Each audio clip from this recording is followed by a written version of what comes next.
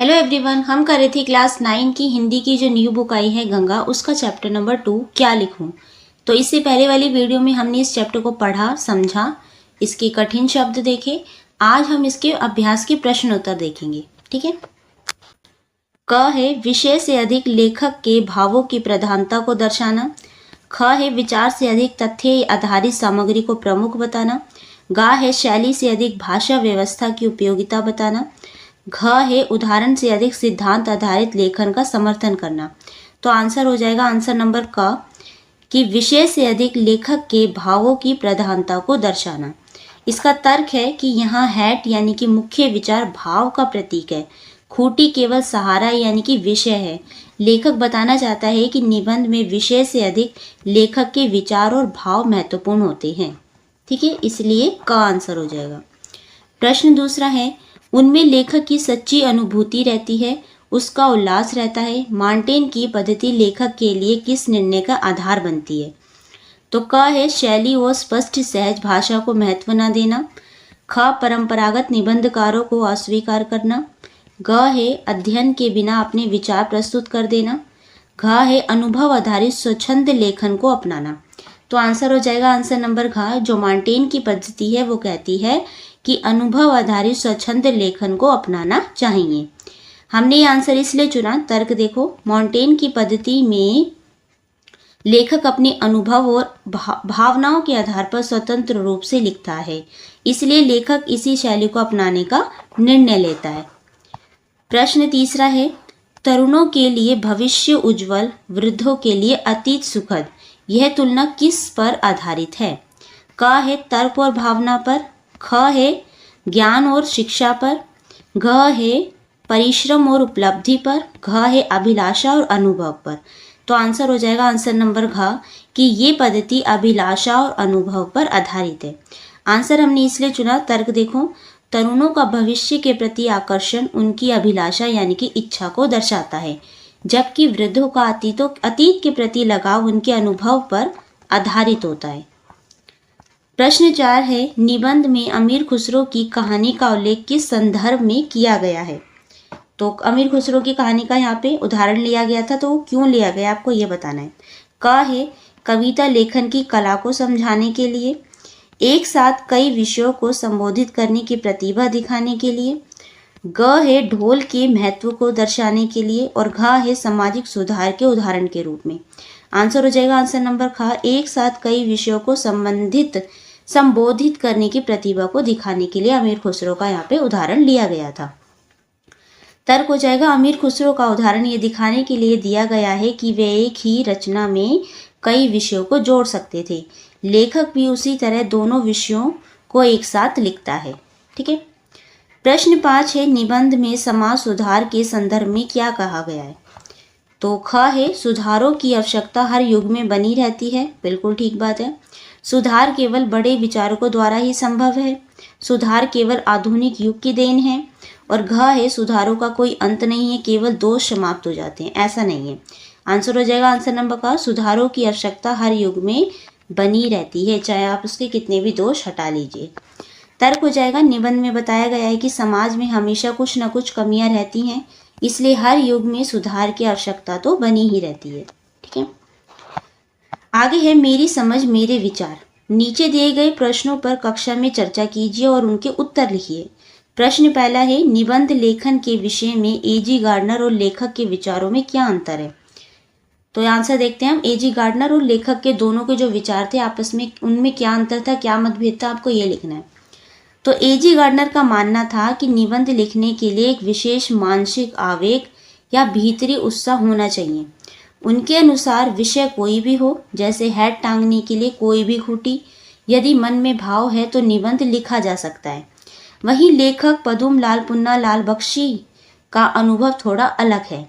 लेखक के अनुसार कभी कभी विषय इतने कठिन या विपरीत होते हैं कि भीतरी उत्साह होने के बावजूद सामग्री और समय के अभाव में आदर्श निबंध लिखना एक चुनौतीपूर्ण कार्य हो जाता है। गार्डनर भाव का प्रधानता देते हैं, जबकि लेखक विषय की प्रकृति को और परिस्थितियों को भी वो महत्वपूर्ण मानते हैं। ठीक है। तो दोनों में ये अंतर था। तो एक तो भाव को प्रधानता देते थे कि भाव होने चाहिए, विषय चाहे कोई सा भी हो लिखा जा सकता है, लेकिन लेखक का कहना था कि विषय ज़्यादा इम्पोर्टेंट है। अगर आप विषय ठीक से, विषय की प्रकृति लिखने के लिए योग्य है तो आप कभी भी विषय उसके बारे में लिख सकते हैं। ठीक है, प्रश्न दूसरा देखते हैं हम। लेखक के अनुसार वृद्ध और तरुण दोनों ही वर्तमान में असंतुष्ट रहते हैं, पर दोनों की असंतुष्टि के कारण भिन्न है। आपके विचार से उनकी असंतुष्टि के क्या क्या कारण हो सकते हैं, आपको ये बताने हैं। तो उत्तर लिखेंगे हम। लेखक के अनुसार दोनों वर्तमान से दुखी हैं, लेकिन उनकी दृष्टिकोण अलग अलग है।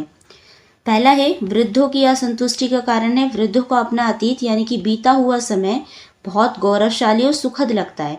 वे वर्तमान के परिवर्तनों को स्वीकार नहीं कर पाते और पुराने मूल्यों को खोता देख दुखी होते हैं। उनके लिए बीता हुआ समय ही सबसे ज़्यादा श्रेष्ठ था। लेकिन तरुणों यानी कि युवाओं की असंतुष्टि का कारण है, युवाओं को अपना भविष्य सुनहरा दिखाई देता है। वे वर्तमान की रूढ़ियों और बाधाओं को तोड़कर जल्द से जल्द अपने सपनों के भविष्य में पहुंचना चाहते हैं।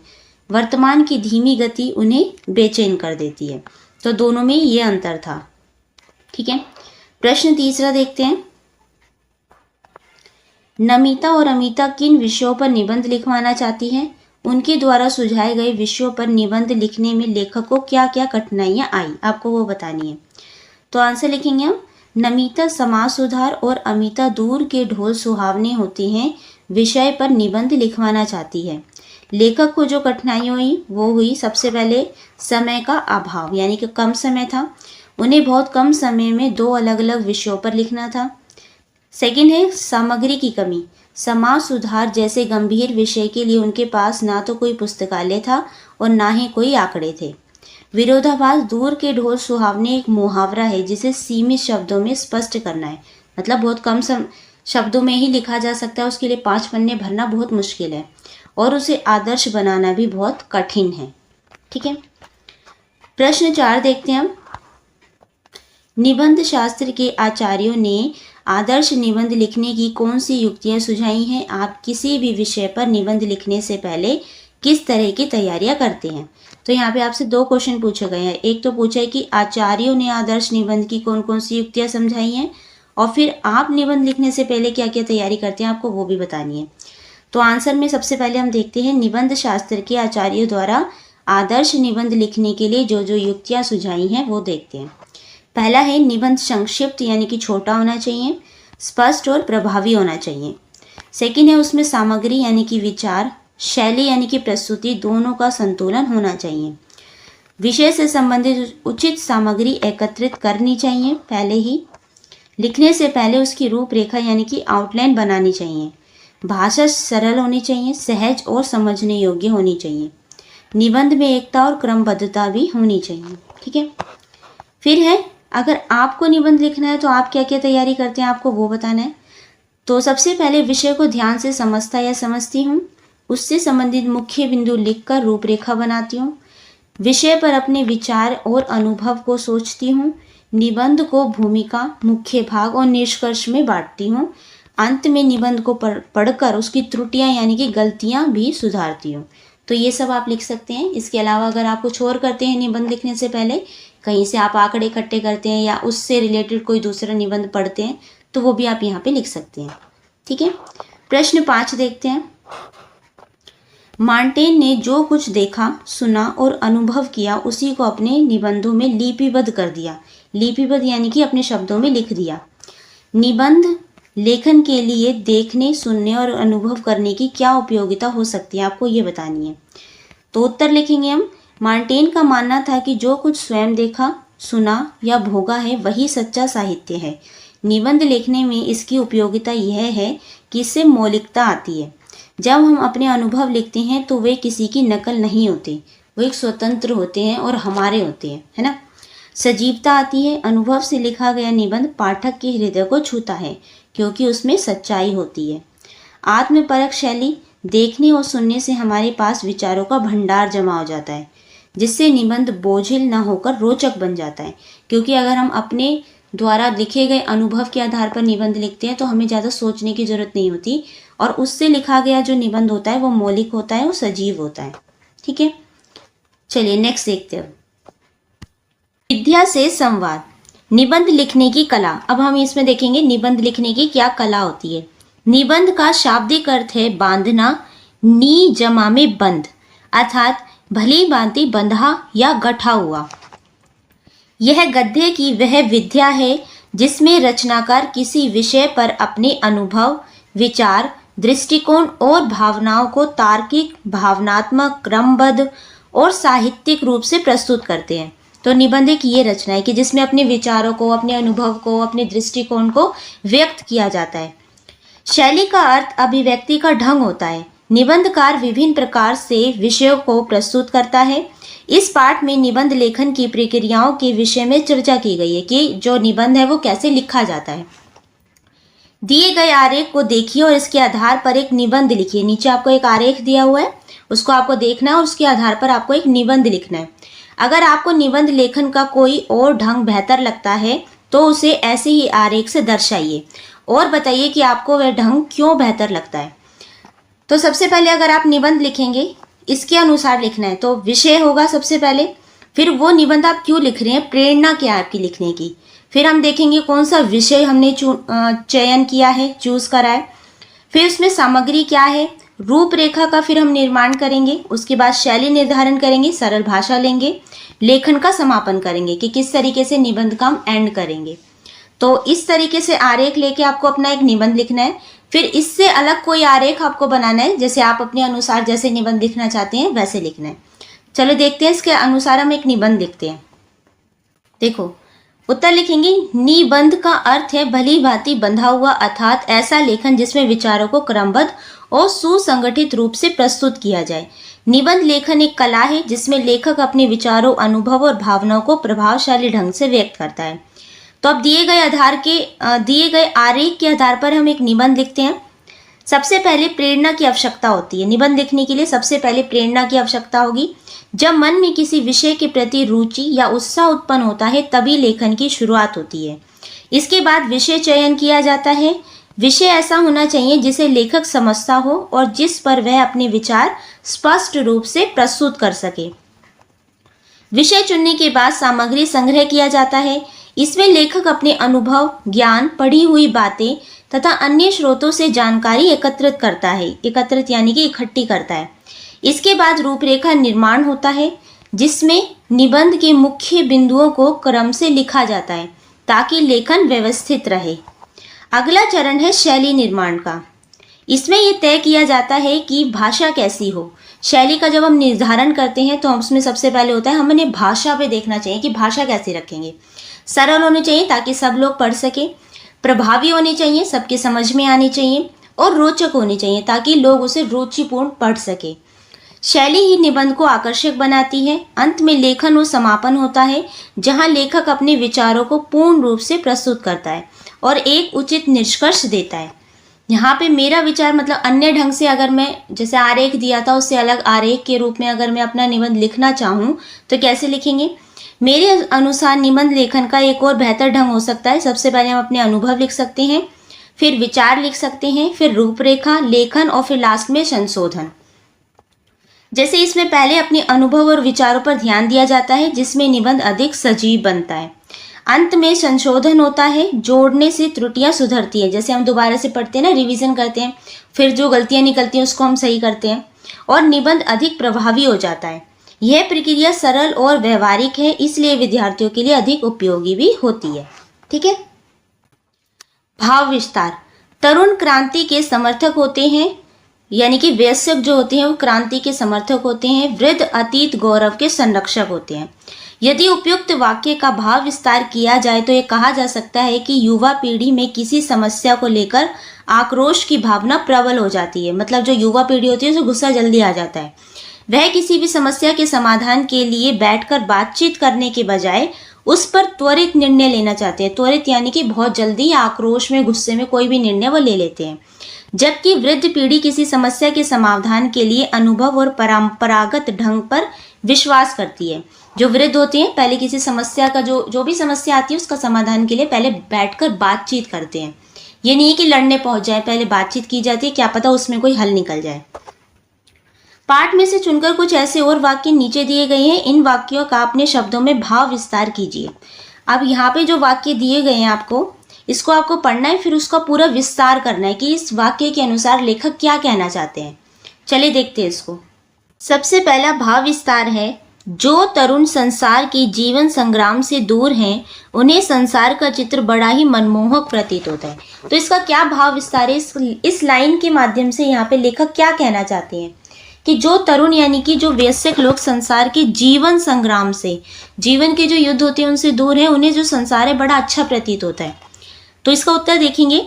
इस पंक्ति का अर्थ है कि जब तक युवा व्यक्ति जीवन की वास्तविक कठिनाइयों, संघर्षों और जिम्मेदारियों के मैदान में उतरता है, तब तक उसे ये दुनिया बहुत रंगीन और आसान लगती है।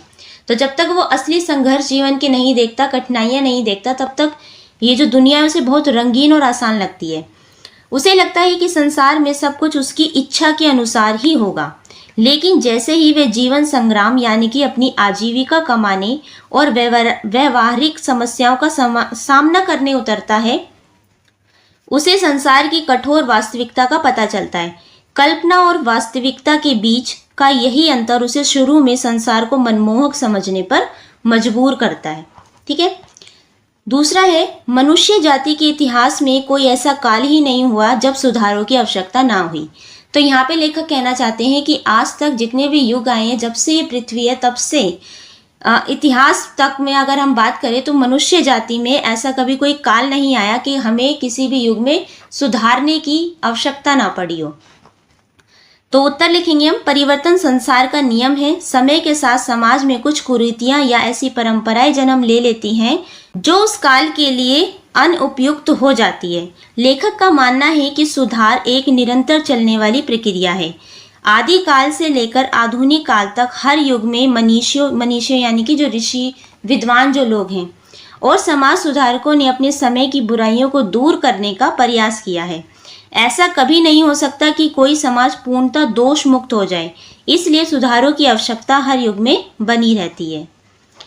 प्रश्न तीसरा देखेंगे, आज जो तरुण है वही वृद्ध होकर अतीत के गौरव का स्वप्न देखेंगे। मतलब आज जो वयस्क है वही वृद्ध होंगे, बूढ़े होंगे और फिर वो अपने अतीत के गौरव का स्वप्न देखेंगे, सपना देखेंगे। तो इस वाक्य के माध्यम से जो लेखक ये कहना चाहते हैं, ये वाक्य जीवन के चक्र और पीढ़ियों के बदलते दृष्टिकोण को दर्शाता है कि पहले हमारा दृष्टिकोण अलग होता है, फिर धीरे धीरे जब हम थोड़े और बड़े होते हैं तो हमारा देखने का नज़रिया, समझने का नज़रिया अलग होने लगता है। आज का युवा जो वर्तमान व्यवस्था से असंतुष्ट है और क्रांति की बातें करता है, समय बीतने पर जब वह खुद वृद्ध होगा यानी बूढ़ा होगा, तब उसे अपना यही समय यानी कि आज का वर्तमान सुंदर और सुनहरा अतीत लगने लगेगा। उम्र के साथ व्यक्ति का उत्साह कम होने लगता है और वह अपनी युवावस्था की यादों और परंपराओं को सुरक्षित रखने की कोशिश करने लगता है। जो आज बदलाव चाहता है, कल वही पुरानी यादों का संरक्षक भी बन जाता है। ठीक है। नेक्स्ट देखेंगे, निबंध छोटा होना चाहिए। छोटा निबंध बड़े की अपेक्षा अधिक अच्छा होता है। तो इस लाइन के माध्यम से जो यहाँ पे लेखक हैं वो कहना चाहते हैं जो निबंध है वो छोटा होना चाहिए। मतलब छोटी सी लाइन में आपको बहुत अधिक बातें कह देनी चाहिए, क्योंकि जो छोटा निबंध होता है वही अच्छा होता है, क्योंकि उसे ही लोग जल्दी पढ़ना चाहते हैं और पढ़ लेते हैं। तो यहाँ पे लेखक ने निबंध की प्रभावशीलता पर बल दिया है। एक छोटा निबंध गागर में सागर भरने के समान होता है। जब कोई रचना छोटी और सुगठित होती है तो लेखक अपने विचारों को बिना भटकाव के साथ स्पष्टता से रख पाता है। पाठक भी कम समय में लेखक के मुख्य संदेश को गहराई से समझ सकता है। अधिक विस्तार कभी कभी विषय को उबाऊ बना देता है, यानी कि लोग बोर हो जाते हैं और मूल बिंदु कहीं खो जाता है, जबकि संक्षिप्तता निबंध को मारक और प्रभावशाली बनाती है। ठीक है, तो आंसर में हम ये लिखेंगे। अब है मेरा अनुभव। इस निबंध में लेखक को दो विषयों यानी कि दूर के ढोल सुहावने होते हैं और समाज सुधार पर निबंध लिखने थे। पिछली कक्षाओं में आपने भी बहुत से विषयों पर अनुच्छेद, संवाद और निबंध लिखे हैं। आपको किन किन विषयों पर लिखना सरल या कठिन लगा और क्यों, आपको बताना है। इससे पहली कक्षा में भी आपके पास कई बार निबंध लिखने के लिए आए होंगे, तो आपको अपनी विषय बताने कौन से आपको अधिक सरल लगे जिस पे आप आसानी से लिख पाए, और कौन से बहुत मुश्किल लगे जिस पे आपको लिखने के लिए बहुत सोचना पड़ा। तो इसका आंसर आप लिखेंगे मुझे प्रकृति, मेरा प्रिय मित्र, मेरा विद्यालय जैसे विषयों पर लिखना सरल लगता है, क्योंकि ये विषय मेरे दैनिक जीवन और अनुभव से जुड़े होते हैं। क्योंकि ये जो है हम दिन पर लिखते रहते हैं, उनके बारे में अपने दोस्तों के साथ रहते हैं, विद्यालय हम रोज जाते हैं, तो इन विषयों पर हमें लिखना आसान रहता है, क्योंकि ये हमारे रोजमर्रा के दैनिक जीवन से जुड़े हुए हैं। इन पर लिखते समय मुझे अपने विचार आसानी से याद आ जाते हैं और मैं उन्हें सरल भाषा में व्यक्त कर पाता या कर पाती हूँ। इसके विपरीत समाज सुधार, विज्ञान के लाभ हानि, पर्यावरण संरक्षण जैसे विषय थोड़े कठिन लगते हैं, क्योंकि इन पर लिखने के लिए अधिक जानकारी, सोच विचार और उदाहरणों की आवश्यकता होती है। इन विषयों में सही तर्क और क्रमबद्धता बनाए रखना भी चुनौतीपूर्ण हो जाता है। ठीक है, फिर है विषयों से संवाद। निबंध में बुद्धदेव, महावीर स्वामी, नागार्जुन, शंकराचार्य, कबीर, नानक आदि कई महान व्यक्तियों के नाम आए हैं। इनके विषय में जानकारी एकत्रित करके संक्षेप में बताइए। आप सबको इनके बारे में जानकारी एकत्रित करना है और उनके बारे में अच्छे से बताना है कि उन्होंने अपने समय में समाज के लिए क्या क्या कार्य किए। थोड़ा सा उदाहरण मैंने आपको दे दिया है, इनका नाम डाल के आप विकिपीडिया पे इनके बारे में जानकारी ले सकते हैं और पढ़ सकते हैं और इनके बारे में लिख सकते हैं। थोड़ा थोड़ा मैं उदाहरण के लिए आपको बता देती हूँ। जैसे महान व्यक्तियों के कार्य, गौतम बुद्ध, इन्होंने अहिंसा, करुणा और मध्यम मार्ग का उपदेश दिया। समाज में फैली कुरीतियों और अंधविश्वासों का इन्होंने विरोध किया। महावीर स्वामी, इन्होंने सत्य, अहिंसा, अपरिग्रह का संदेश दिया। जीवों के प्रति दया और संयम पूर्ण जीवन पर बल दिया। नागार्जुन, इन्होंने बौद्ध दर्शन को सरल और तार्किक रूप में समझाया तथा ज्ञान और चिंतन को बढ़ावा दिया। आदि शंकराचार्य जी, इन्होंने अद्वैत वेदांत का प्रचार किया और समाज में धार्मिक एकता तथा आध्यात्मिक जागरूकता भी लाई।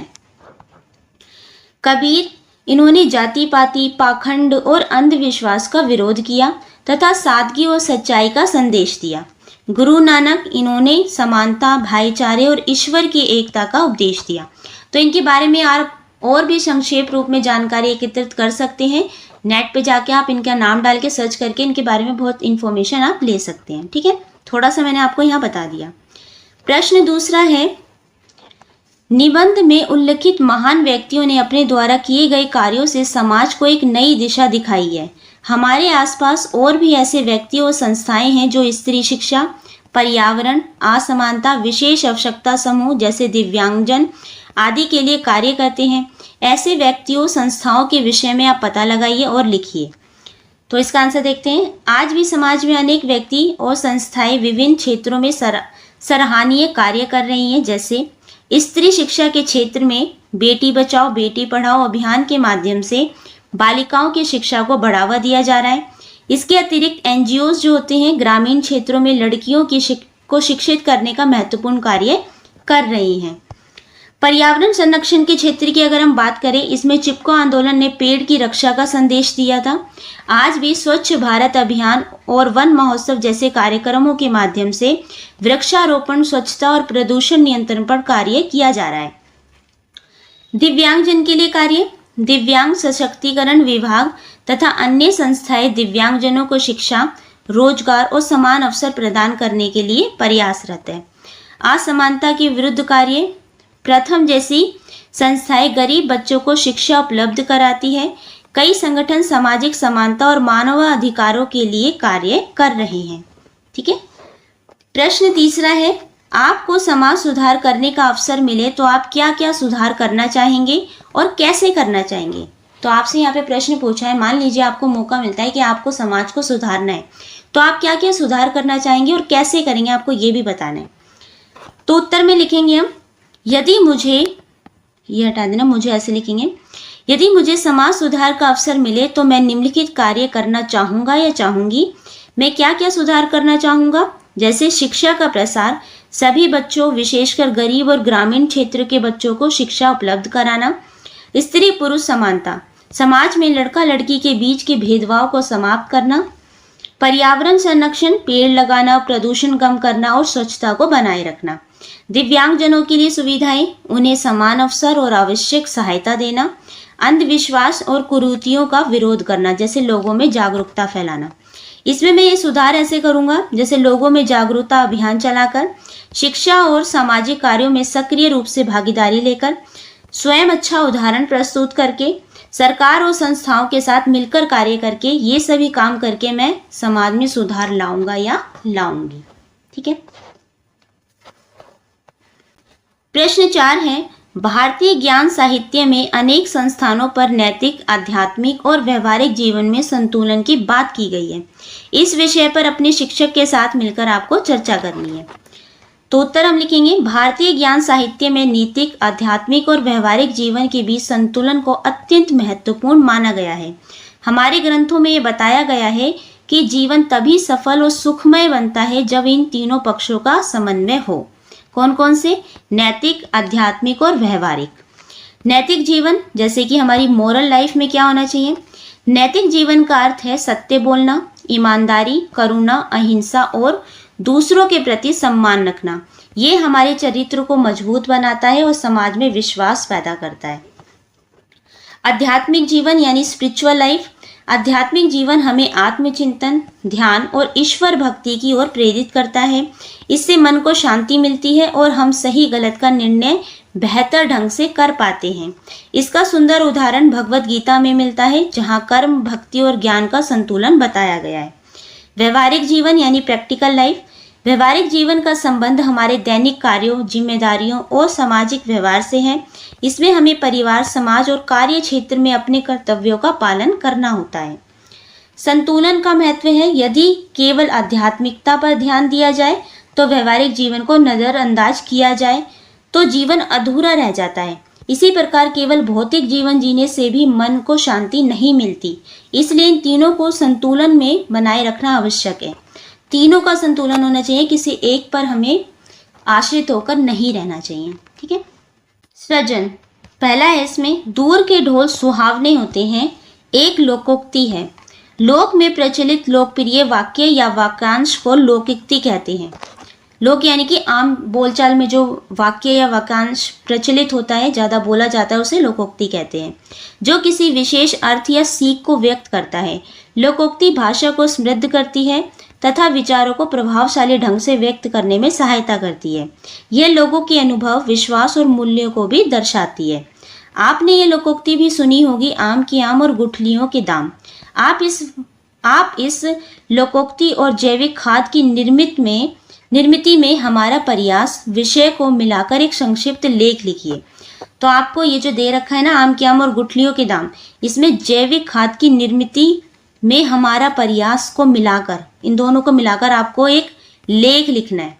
कैसे लिखेंगे? देखो, लोकोक्ति आधारित संक्षिप्त लेख, विषय रहेगा हमारा आम की आम और गुठलियों के दाम और जैविक खाद की निर्मिति में हमारा प्रयास। आम की आम, गुठलियों के दाम लोकोक्ति का अर्थ है एक ही कार्य से अनेक लाभ प्राप्त होना। यह बात जैविक खाद बनाने के प्रयास पर पूरी तरह लागू होती है।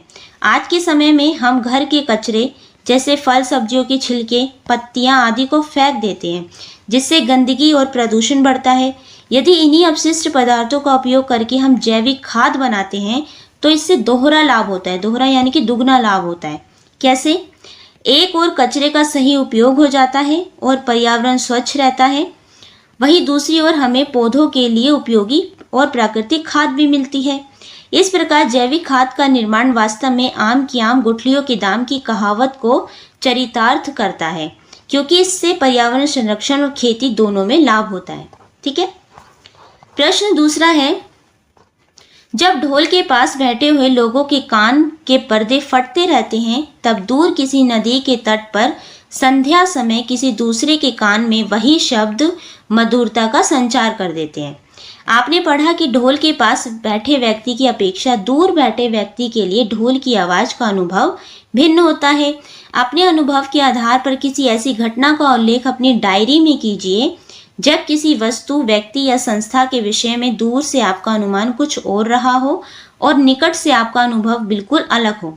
तो आपको अपनी डायरी में लिखना है किसी भी संस्था या किसी भी विषय के या किसी व्यक्ति के बारे में जब आपने दूर से सुना तो बहुत अच्छी बातें सुनी हो, लेकिन जब आप खुद जाके वहाँ पे देख कर आए, उस व्यक्ति से मिले, तो आपका अनुभव दूसरा रहा हो कि मैंने सुना कुछ और था, ये तो निकला कुछ और। आपको ऐसा अपना एक अनुभव बताना है और अपनी डायरी में लिखना है। तो यहाँ पे मैंने आंसर में देखो क्या लिखा है, डायरी लेखन अनुभव आधारित। दिनांक लिखेंगे, आज मुझे एक महत्वपूर्ण अनुभव हुआ।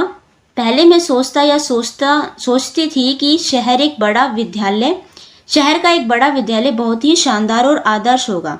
दूर से उसकी बड़ी इमारत और नाम देखकर मुझे लगा कि वहाँ पढ़ाई का स्तर बहुत ऊंचा होगा। लेकिन जब मुझे उस विद्यालय को पास से देखने का अवसर मिला तो मेरा अनुभव बिल्कुल अलग था। वहाँ ना तो अनुशासन ठीक से था और ना ही छात्रों और शिक्षकों के बीच में अच्छा संवाद था। मुझे ये देखकर आश्चर्य हुआ कि जो चीज़ दूर से बहुत अच्छी लगती है वह पास में वैसी नहीं होती। इस अनुभव से मुझे ये सीख मिली कि हमें किसी भी वस्तु या व्यक्ति के बारे में केवल बाहरी रूप देखकर निर्णय नहीं लेना चाहिए। दूर के ढोल सुहावने होते हैं, ये कहावत बिल्कुल सही है। ठीक है, इस तरीके से आप लिख सकते हैं। अब है भाषा से संवाद, व्याकरण की बात। समास। मुझे उन दोनों को निबंध रचना का रहस्य समझाना पड़ेगा। यहाँ लिखा है निबंध रचना, दो शब्दों को जोड़ा गया है, एक शब्द बनाया गया है। उपयुक्त पंक्ति में रेखांकित शब्द को ध्यान पूर्वक पढ़िए। यह दो पदों निबंध और रचना के मेल यानी कि जोड़ से बना है, जिसका अर्थ है निबंध की रचना। ठीक है, अब निबंध रचना यहाँ पे जो इस तरीके की बात की गई है। अब हम पढ़ेंगे समास के बारे में कि समास क्या होते हैं। समास का अर्थ है संक्षेप यानी कि छोटा। समास में दो या अनेक शब्दों के मेल से एक नया शब्द की रचना होती है। जैसे गंगा जमा में जल, ये हो जाएगा आपका गंगा जल। देश जमा में भक्ति, देशभक्ति। इस प्रकार समास वह शब्द रचना है जिसमें दो या दो से अधिक अर्थ की दृष्टि से परस्पर स्वतंत्र संबंध रखने वाले मतलब इंडिपेंडेंट जो वर्ड्स होते हैं। गंगा भी अपने आप में एक पूरा वर्ड है। ठीक है, जल यानी कि पानी भी अपने आप में एक पूरा वर्ड है, लेकिन दोनों को मिला दिया। दोनों का अर्थ है ना, गंगा एक नदी है, जल क्या है, पानी है। दोनों का अर्थ है, दोनों को मिला के एक और बना दिया गंगा जल। ठीक है, तो परस्पर स्वतंत्र यानी कि अलग अलग संबंध रखने वाले स्वतंत्र शब्द रचना के अंग होते हैं। उनसे एक नया शब्द बन जाता है, वो भी पूरी तरीके से स्वतंत्र होता है, किसी पर डिपेंड नहीं होता। समाज रचना में प्राय दो पद या शब्द होते हैं। पहले पद को पूर्व पद कहते हैं, यानी आगे वाला जो शब्द होता है उसे पूर्व पद कहते हैं, और दूसरे पद को उत्तर पद कहते हैं, पीछे वाले को उत्तर पद कहते हैं। जैसे गंगा जल में गंगा हमारा पूर्व पद है और जल उत्तर पद है। इसी तरह देशभक्ति शब्द में देश को पूर्व पद कहेंगे और भक्ति को उत्तर पद कहेंगे। समास रचना से बने शब्द को समस्त पद कहते हैं। तो जो ये शब्द बना गंगा जल, ये होता है समस्त पद, जैसे गंगा जल और देशभक्ति। यदि समास रचना से बने शब्द या समस्त पद के अंग अलग अलग करने हों तो उस क्रिया को समास विग्रह कहते हैं। जैसे आपको गंगा जमा में जल करके गंगा जल बनाया, और अगर आपको गंगा जल दे रखा है, अब उसको आपको अलग करना है, तो गंगा जमा में जल बनेगा। अगर आप उसे अलग करेंगे तो उसको अलग करने की जो प्रक्रिया होती है उसे कहते हैं समास विग्रह। यदि जैसे गंगा जल समस्त पद के अंग अलग अलग समास विग्रह करें तो दो पद निकलेंगे, एक निकलेगा गंगा और एक होएगा जल, गंगा और जल। समास विग्रह इस प्रकार लिखते हैं, गंगा जल बराबर में गंगा जमा में जल, यानी कि गंगा का जल। अब समास देखते हैं कितने होते हैं। तो यहाँ पे लिखा है प्रमुख जो होते हैं वो 6 प्रमुख भेद है समास के। पहला समास है तत्पुरुष समास। इसमें क्या होता है, देखो, इस समास में उत्तर पद प्रधान होता है। उत्तर पद यानी कि जो आगे वाला पद होता है वो प्रधान होता है, और पूर्व पद गौण होता है। पूर्व यानी कि पीछे वाला जो पद होता है गौण यानी कि छिपा हुआ होता है। तत्पुरुष समास की रचना में समस्त पदों के बीच में आने वाले परसर्गों, जैसे कि बीच में आने वाले प्रसर्गों जैसे का, से, पर आदि का लोप हो जाता है। जैसे उदाहरण उन्होंने दिया है रसोई घर, रसोई जमा में घर, इसको लिखेंगे रसोई के लिए घर। तो जिस भी समास में के लिए, पर, से, ये सब आते हैं ना, कारक जो विभक्ति चिन्ह आपने पढ़ी है वो सब अगर बीच में आती है तो वहाँ पे तत्पुरुष समास होता है। तो रसोई के लिए घर। दूसरा है कर्मधारय समास। समास की आपको एक पूरी वीडियो देखनी पड़ेगी। अगर आपको समास अच्छे से नहीं आते तो आप कमेंट करके बता सकते हैं, एक अलग से वीडियो बना दी जाएगी, क्योंकि समास एक बहुत बड़ा टॉपिक है। इसको इतने छोटे में कवर नहीं कर सकते, क्योंकि समास विग्रह भी आना चाहिए आपको, इसमें कौन सा समास है वो भी पहचानना आना चाहिए, तो एक बहुत बड़ा टॉपिक है। अभी इसमें बुक में दे रखा है हम शॉर्ट में, तो शॉर्ट में ही देख लेते हैं एक बार, ठीक है। तो दूसरा है कर्मधारय समास। कर्मधारय समास में पूर्व पद विशेषण, यानी कि जो आगे वाला पद होता है वो विशेषण होता है, और उत्तर पद विशेष्य होता है। उत्तर पद यानी कि पीछे वाला पद विशेष्य होता है। विशेष्य क्या होता है? जो शब्द विशेषण की विशेषता बताते हैं उसे विशेष्य कहते हैं। अथवा पूर्व पद और उत्तर पद में उपमेय और उपमान का संबंध होता है। जैसे नील कमल, नील है हमारा पूर्व पद, कमल है हमारा उत्तर पद। नील हमारा विशेषण है और जो कमल है वो विशेष्य है। नीले रंग का कमल, तो कमल कैसा है? नीले रंग का, विशेष्य। ये हमारा विशेष्य है कमल, और कमल की विशेषता क्या बताई जा रही है कि वो नीला है, सफ़ेद नहीं, लाल नहीं, नीला है, तो ये इसकी विशेषता है, नीले रंग का कमल। तीसरा है हमारा द्विगु समास। जिन समासों का पूर्व पद संख्यावाची हो, यानी कि पहला पद में अगर आपको कोई संख्या दिखती है, कोई भी नंबर दिखता है, तो वहाँ द्विगु समास होता है। अर्थ की दृष्टि से ये समास प्राय समूहवाची होता है, यानी कि ग्रुप में होता है। जैसे तिरंगा, तिरंगा यानी कि 3 रंगों का समूह, तो यहाँ लिखा है 3 रंगों का समाहार। जहाँ पे संख्या का कोई वर्ड आ जाए, संख्यावाची हो पूर्व पद, तो वहाँ पे द्विगु समास होता है। चौथा है आपका बहुब्रीहि समास। बहुब्रीहि समास में दोनों पद गौण होते हैं, गौण यानी कि छुपे हुए होते हैं, तथा ये दोनों पद मिलकर किसी अन्य पद के विषय में कुछ संकेत देते हैं। मतलब पहला पद और दूसरा पद, दोनों पद जो होते हैं वो किसी उन दोनों से मिलकर कोई तीसरा एक शब्द बनता है। उस शब्द का जो मीनिंग होता है, अर्थ होता है, वो बिल्कुल अलग होता है। जैसे इससे पहले हमने गंगा जल पढ़ा, गंगा यानी कि एक नदी, और जल यानी कि पानी, यानी गंगा का पानी, ठीक है। तो ये दोनों से मिला हुआ है। लेकिन जो बहुब्रीहि समास में होता है, पहला पद भी अलग होता है, दूसरा पद भी अलग होता है, और जो तीसरा पद बनता है वो उसका जो मीनिंग होता है वो बिल्कुल ही अलग होता है, ठीक है। वही यहाँ पे आपको पता है। उदाहरण देखते हैं इसका। जैसे अन्य पद ही प्रधान होता है, यानी कि जो शब्द बनता है ना, तीसरा शब्द बनता है वो प्रधान होता है। जैसे पीताम्बर, पीत जमा में अंबर, यानी पीला है अंबर, यानी कि वस्त्र, जिसका अर्थ है कृष्ण या विष्णु। पीताम्बर यानी कि कौन से कपड़े पहनते हैं? विष्णु जी पहनते हैं या कृष्ण जी पहनते हैं पीले रंग के कपड़े, तो उसका अर्थ हो जाएगा कृष्ण या विष्णु। फिफ्थ है द्वंद्व समास। इस समास में दोनों पद ही प्रधान होते हैं, दोनों पद प्रधान होंगे द्वंद्व में, तथा दोनों पदों को जोड़ने वाले समुच्चय बोधक अवयव का लोप हो जाता है। अवयव वे शब्द होते हैं जिनमें वचन, लिंग, पुरुष आदि की दृष्टि से कोई रूप परिवर्तन नहीं होता। जैसे भाई बहन, भाई और बहन। द्वंद्व समास में ज्यादातर आपको और लगा हुआ मिलेगा दोनों शब्दों के बीच में। यहाँ पे दोनों शब्द ही क्या है? प्रधान शब्द है, कोई किसी पे डिपेंड नहीं है, दोनों ही अलग अलग है, ठीक है। लास्ट है 6 अव्ययभाव समास। यह समास में पूर्व पद अवयव होता है और समस्त पद भी अवयव यानी कि क्रिया विशेषण का काम करता है। जैसे यथाशक्ति, यथा जमा में शक्ति, शक्ति के अनुसार, इसका अर्थ हुआ। पुनरुक्त शब्द में समास होने पर भी अव्ययभाव समास होता है। जैसे धीरे धीरे, जहाँ पे भी आपको पुनरुक्त शब्द क्या होते हैं?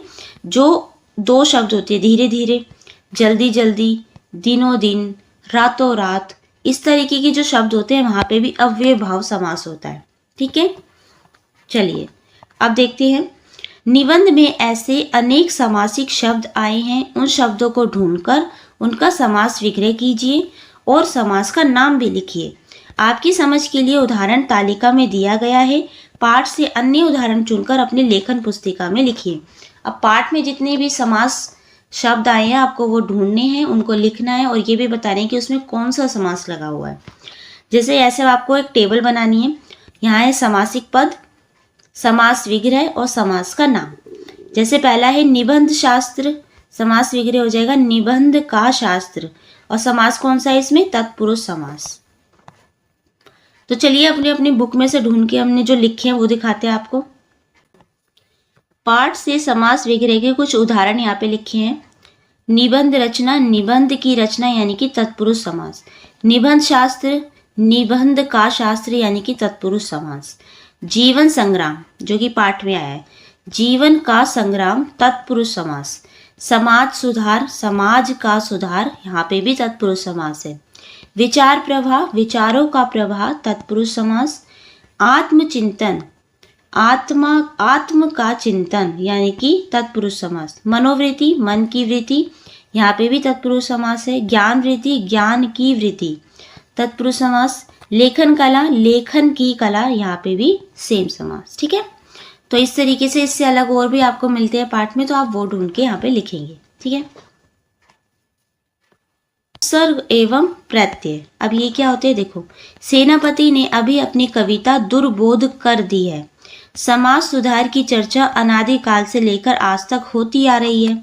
दिए गए वाक्यों में रेखांकित शब्दों पर ध्यान दीजिए।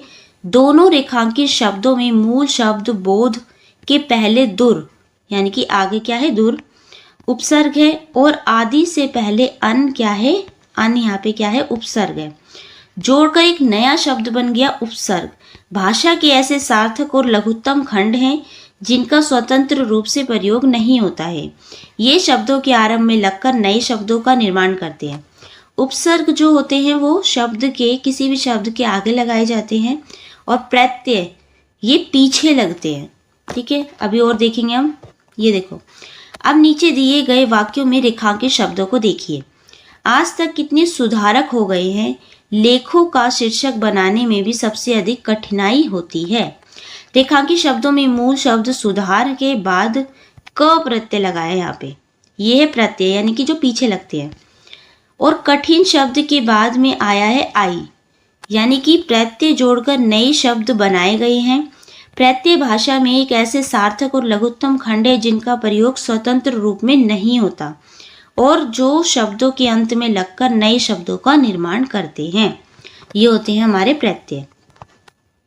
अब आपसे बोला है पहला प्रश्न, निबंध से उपसर्ग और प्रत्यय वाले शब्द ढूंढकर अपने लेखन पुस्तिका में लिखिए। जो चैप्टर आपने पढ़ा है उसमें से आपको उपसर्ग और प्रत्यय वाले शब्द को ढूंढना है और अपनी लेखन पुस्तिका में लिखना है। दूसरा, यहाँ पे आपको कुछ फिल इन द ब्लैंक्स दिए हैं, आपको वो भी फिल करना है। पहले प्रश्न 1 देख लेते हैं। ये हो जाएंगे आपके उपसर्ग वाले शब्द। अनादि यानी अ जमा में आदि, दुहराई दुह जमा में हराई, असंभव अ जमा में संभव, निराशा नी जमा में आशा। उपसर्ग वाले शब्द। प्रत्यय वाले हो जाएंगे सुधारक, सुधार जमा में क, कठिनाई कठिन जमा में आई, स्पष्टता स्पष्ट जमा में ता, बोधगम्य बोध जमा में गम्य। ये हो जाएंगे आपके प्रत्यय वाले शब्द। और भी बहुत सारे शब्द आए हैं, आप और भी लिख सकते हैं, मैंने आपको थोड़ा सा एग्जाम्पल में यहाँ बता दिया। ठीक है, प्रश्न दूसरा है, नीचे दिए गए वाक्यों को उचित उपसर्ग और प्रत्यय लगाकर पूरा कीजिए। निबंध लिखना बड़ी, यहाँ पे है कठिन की बात है, यहाँ आ जाएगा आपका कठिनाई। ठीक है, आंसर देख लेते हैं पहले, ये रहा कठिनाई। दूसरा है वर्तमान में दोनों को डैश होता है, यहाँ लिखा है संतोष, तो यहाँ पे संतोष ही आ जाएगा। ठीक है, फिर है वाक्यों में कुछ स्पष्ट भी चाहिए, यानी कि स्पष्टता भी चाहिए, क्योंकि यह स्पष्ट यानी कि स्पष्टता या बोध यानी कि दुर्बोधता का गंभीरता ला देती है। ठीक है, इस तरीके से आप लिखेंगे। प्रश्न तीसरा है, नीचे दिए गए वाक्यों में उपसर्ग और प्रत्यय लगाकर नए शब्द बनाइए। आपकी सहायता के लिए एक उदाहरण नीचे दिया गया है। जैसे आपको ये शब्द दिए हुए हैं, मधुर, सुधार, सुंदर, गति और समाज। इन शब्दों में आपको उपसर्ग और प्रत्यय लगाकर एक नया शब्द बनाना है। उदाहरण आपको दिए, जैसे मधुर से बन जाएगा मधुरता, मधुरमय या समधुर। उपसर्ग भी बन गया, प्रत्यय भी बन गया। जैसे यहाँ पे मधुर है ना, इसके आगे लगा दिया तो ये उपसर्ग बन गया, मधुर के पीछे कुछ लगा दिया तो प्रत्यय बन गया। ऐसे आपको और शब्द बनाने हैं, जैसे मधुर से एक हो गया, और सुधार से हो जाएगा सुधारक, सुधारना या सुधारवादी। सुंदर से हो जाएगा सुंदरता, सुंदरतम, अति सुंदर। गति से प्रगति, गतिशील, गतिमान। समाज से सामाजिक, समाजवादी और असामाजिक। ठीक है, इस तरीके से आप शब्द बना सकते हैं। भाव एक, शब्द अनेक। इस पाठ में अनेक ऐसे शब्दों का प्रयोग किया गया है जिसका अर्थ परस्पर मिलते जुलते हैं उदाहरण के लिए विचार मनन चिंता, जैसे विचार मनन और चिंता दोनों का अर्थ एक ही है। यह सुहावने, मधुर, मनमोहक, इनका भी अर्थ एक ही है। पाठ में से ऐसे शब्द ढूंढिए और वाक्य में प्रयोग के द्वारा उनके अर्थ स्पष्ट कीजिए। तो आपको पाठ में से ऐसे ही शब्द ढूंढने हैं जो भाव जिनका एक ही है लेकिन शब्द अलग अलग है। चलिए ऐसे देखते हैं इसके आंसर। जैसे पहला शब्द हम ले सकते हैं विचार, मनन और चिंतन। विचार, हमें हर काम करने से पहले अच्छे से विचार करना चाहिए। मनन हो जाएगा, शिक्षक की बातों का मनन करने से ज्ञान बढ़ता है। चिंतन, हमें अपने भविष्य के बारे में गंभीर चिंतन करना चाहिए। सब पे आपको वाक्य में प्रयोग करने हैं। सेकंड है सुहावने, मधुर और मनमोहक। सुहावने, पहाड़ों का सुहावना वातावरण मन को शांति देता है। मधुर, कोयल की मधुर आवाज सभी को पसंद आती है। मनमोहक, बगीचे के मनमोहक फूल सबका ध्यान आकर्षित करते हैं। थर्ड हो जाएगा कठिन, दुष्कर और जटिल। इसमें हो जाएगा कठिन, यह प्रश्न थोड़ा कठिन है। दुष्कर, पहाड़ चढ़ना एक दुष्कर कार्य है। जटिल, गणित का ये सवाल बहुत जटिल है। फोर्थ हो जाएगा आनंद, सुख और प्रसन्नता। आनंद, बच्चों को खेलते समय बहुत आनंद आता है। सुख, परिवार के साथ समय बिताना सबसे बड़ा सुख है। प्रसन्नता, पुरस्कार पाकर उसके चेहरे पर प्रसन्नता झलक उठी। ठीक है, इस तरीके से आपको ये शब्द बनाने हैं। गतिविधियां, फर्स्ट है खीर पकाई जतन से, चरखा दिया चला, आया कुत्ता खा गया, तू बैठी ढोल बजा। पाठ में अमीर खुसरो की ये प्रसिद्ध अनमेली आई है। अनमेली एक प्रकार की हास्य व्यंगपूर्ण काव्य शैली है। हास्य यानी कि जिसपे आपको हंसी आए। तो ये इस तरीके की एक काव्य शैली है जिसमें असंगत वाक्यों एवं विपरीत स्थितियों को जोड़कर मनोरंजन किया जाता है। अमीर खुसरो आम लोगों की मन को बहलाने व हंसाने के उद्देश्य से ऐसे प्रयोग किया करते थे। आप उनके द्वारा रचित अन्य अनमेलियों, मुकरियों व पहेलियों का शिक्षक की सहायता से ढूंढकर संकलन कीजिए। अब आपसे अमीर खुसरो की जो भी अनमेलियां हैं, मुकरियां हैं और पहेलियां हैं वो आपको ढूंढनी है और अपने शिक्षक की सहायता से ढूंढनी है और क्लास में आपको सुनानी भी है। एक उदाहरण हमने दे रखा है जैसे आप यहाँ पे देख सकते हैं। अमीर खुसरो अपनी वाक पटुता एवं मनोरंजन काव्य शैली के लिए प्रसिद्ध है। यहाँ उनके कुछ अन्य प्रसिद्ध उदाहरण दिए जा रहे हैं। जैसे अनमेली, दो सखुने, गोश्त यानी कि मांस क्यों ना खाया, डोम क्यों ना गाया। गला न था, मांस कच्चा था यानी गला न था और गायक का गला खराब था। मुकरी है अपनी बात कहकर मुकर जाना। रात समय वह मेरे आवे, भोर भये वह घर उठ जावे। इस तरीके की उनकी सब रचनाएं हैं। यह अचरज सबसे न्यारा, ए सखी साजन ना सखी तारा। पहेली है एक थाल मोती से भरा, सबके सिर पर औंधा धरा, चारों ओर वह थाली फिरे, मोती उससे एक ना गिरे। यह है आसमान। तो ये अमीर खुसरो की पहेली है, मुकरी है, और भी बहुत सारी हैं। आप फाइंड आउट कर सकते हैं, नेट से जानकारी ले सकते हैं अपनी टीचर की हेल्प से। और भी बहुत सारी आप देख सकते हैं। एक एक का उदाहरण मैंने आपको यहाँ पे दे दिया। ठीक है, प्रश्न दूसरा देखते हैं। कक्षा में युवा और वृद्ध दो पीढ़ियों के पीढ़ीगत अंतर पर वाद विवाद का आयोजन कीजिए। वाद विवाद के नियमों के लिए आप कक्षा 7 और कक्षा 8 की पुस्तक मल्हार के कुछ पाठों का अभ्यास देखकर अपनी प्रतियोगिता के नियम निर्धारित कर सकते हैं। आपको क्या करना है, एक बच्चा जो बोलेगा युवा पर, एक बच्चा बोलेगा वृद्ध पर, दोनों में आपको वाद विवाद का आयोजन करना है। जैसे इस प्रतियोगिता के लिए आप निम्नलिखित बिंदुओं और नियमों का पालन कर सकते हैं। कुछ नियम यहाँ पे दिए गए हैं, आप उनका भी पालन कर सकते हैं। जैसे वाद विवाद के मुख्य बिंदु थे पक्ष, नई तकनीक का ज्ञान, ऊर्जा, भविष्य की सोच और बदलाव की इच्छा। विपक्ष में जैसे कि वृद्ध जो होगा वो विपक्ष में होगा, वो बोलेगा जीवन का अनुभव के बारे में, धैर्य के बारे में, संस्कारों की रक्षा और अतीत की सीख के बारे में। ठीक है, अब जो नियम थे मल्हार पाठ्य पुस्तक के अनुसार यहाँ पे कुछ वो नियम दिए गए हैं। जैसे प्रत्येक वक्ता को अपनी बात रखने के लिए 2 से 3 मिनट का समय दिया जाएगा। भाषा शिष्ट और मर्यादित होनी चाहिए। विपक्षी टीम के तर्कों का खंडन तथ्यों के आधार पर ही करना है। मतलब अगर आपके पास कोई तथ्य है तभी आप उनकी बात काट सकते हैं।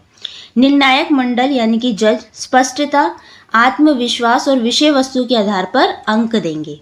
ठीक है, तो ये कुछ नियम थे जो मल्हार पाठ्य पुस्तक में थे। चलिए आगे देखते हैं। है भाषा संगम। निबंध लिखने के पहले उसकी रूपरेखा बना लेनी चाहिए। नीचे निबंध शब्द के लिए संविधान की 8वीं अनुसूची में सम्मिलित कुछ भारतीय भाषाओं में प्रयुक्त शब्दों की सूची दी गई है। जैसे निबंध, हिंदी में इसको निबंध कहते हैं, संस्कृत में भी निबंध कहते हैं, पंजाबी में भी निबंध है, उर्दू में है मजमून, कश्मीरी में भी मजमून और मजमूनु निबंधु सिंधी में है, मराठी में निबंध कहते हैं, गुजराती में भी निबंध कहते हैं, कोंकणी भाषा में भी निबंध कहते हैं, नेपाली में भी निबंध और बांग्ला में निबंध प्रबंध कहते हैं, असमिया में निबंध रचना कहा जाता है, मणिपुर में निबंध या वाणंग कहा जाता है, ओडिया में प्रबंध या रचना कहते हैं, तेलुगु में व्यासमु कहा जाता है, तमिल में कट्टुरे, मलयालम में उपन्यासम और कन्नड़ में लेख या प्रबंध कहा जाता है। तो ये 8वीं अनुसूची के अनुसार जितनी भाषाएं हैं उसके अनुसार निबंध को क्या कहा जाता है वो यहाँ पे लिखा है। इसके अतिरिक्त यदि आप निबंध शब्द को किसी और भाषा में भी जानते हैं तो उस भाषा में यहाँ पे लिख के आपको दिखाना है। उपयुक्त वाक्य को अपनी मातृभाषा में भी आप लिखिए। ठीक है, इस तरीके से आपको अपनी मातृभाषा में भी यहाँ पे लिख के दिखाना है। पाठ्यपुस्तक में जो दी गई सूची के अतिरिक्त निबंध शब्द को कुछ अन्य भारतीय बोलियों में या स्वदेशी भाषाओं में इस प्रकार से जाना जाता है। जैसे अगर मैथिली भाषा की बात करें तो उसमें निबंध ही कहा जाता है। मैथिली में इसे मुख्य रूप से निबंध ही कहा जाता है। ठीक है, भोजपुरी में लेख या निबंध कहते हैं, अरबी में इसे मकाला कहते हैं, अंग्रेजी में एस्से कहते हैं और लातीनी भाषा में इसे एक्साइजियम कहा जाता है। एक्साइजियम इसका अर्थ होता है तोलना या परखना। ठीक है, आगे है प्रश्न दूसरा है, वाक्य का अपनी मातृभाषा में भी आपको अनुवाद करना है। मूल वाक्य था निबंध लिखने के पहले उसकी रूपरेखा बना लेनी चाहिए। भारतीय विविधताओं का देश है, इसलिए यहाँ की विभिन्न क्षेत्रीय भाषाओं बोलियों में इसका अनुवाद कुछ इस प्रकार होगा। जैसे हिंदी में हम लिखेंगे निबंध लिखने से पहले उसकी रूपरेखा तैयार कर लेनी चाहिए, हिंदी में तो सेम ही है। भोजपुरी में हम लिख सकते हैं निबंध लिखे से पहले ओकर ढांचा रूपरेखा बना लेवे के चाहिए। हरियाणवी में निबंध लिखण से पहले उसकी रूपरेखा बना लेनी चाहिए। राजस्थानी में निबंध लिखण सु पहली उड़ की रूपरेखा बना लेवनी चाहिए। ब्रज भाषा में निबंध लिखवे से पहले वाक्य रूपरेखा बनाए लेनी चाहिए। बुंदेली भाषा में हो जाएगा निबंध लिखवे के पहले इसकी रूपरेखा बना लेनी चाहिए। तो और अगर आप किसी और भाषा में यहाँ पे लिख सकते हैं, बांग्ला में हो गया, असमिया में हो गया, जो भी भाषा में आप लिखना चाहें वो यहाँ पे आप लिख सकते हैं। ठीक है, अब है झरोके से।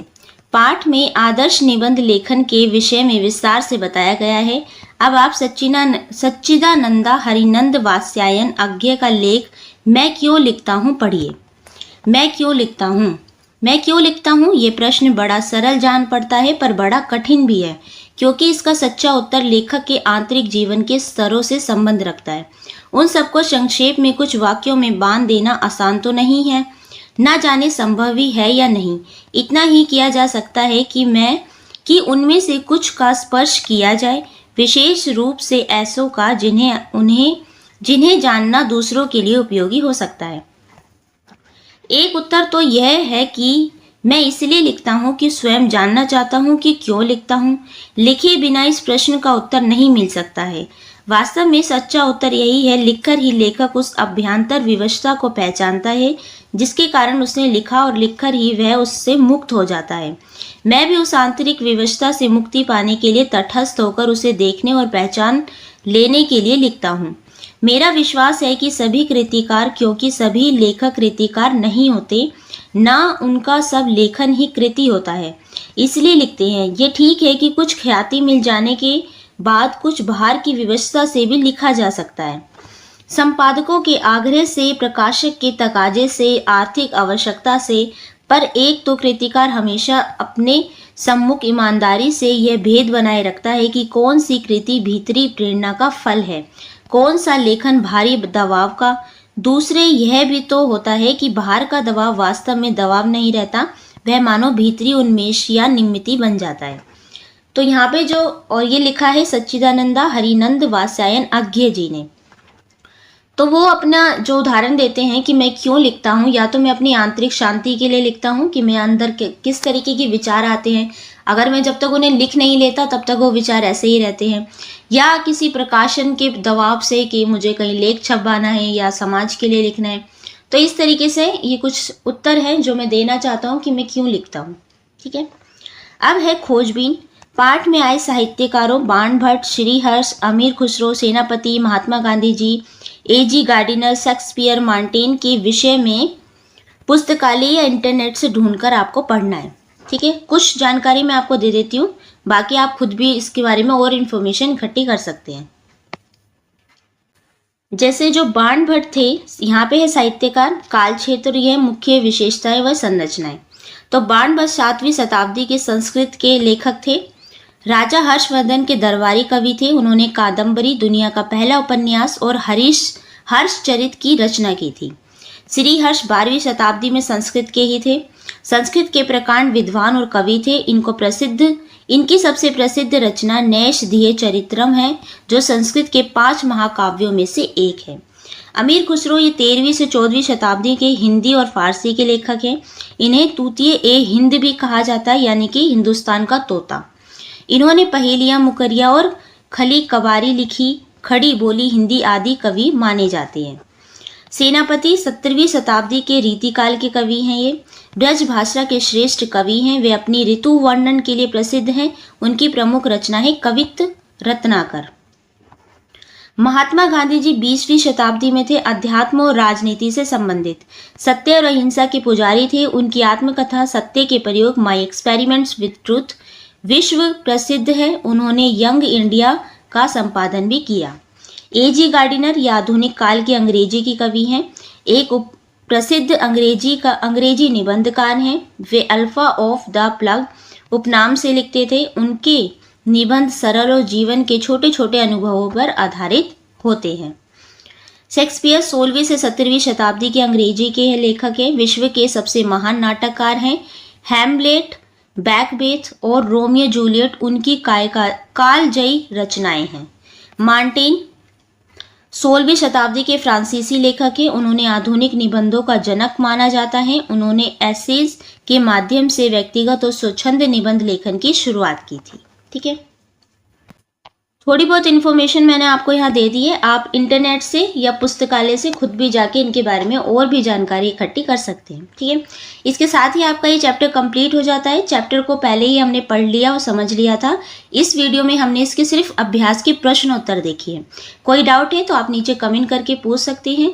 वीडियो अच्छी लगी तो please like, share and subscribe करना ना भूलें। Thank you.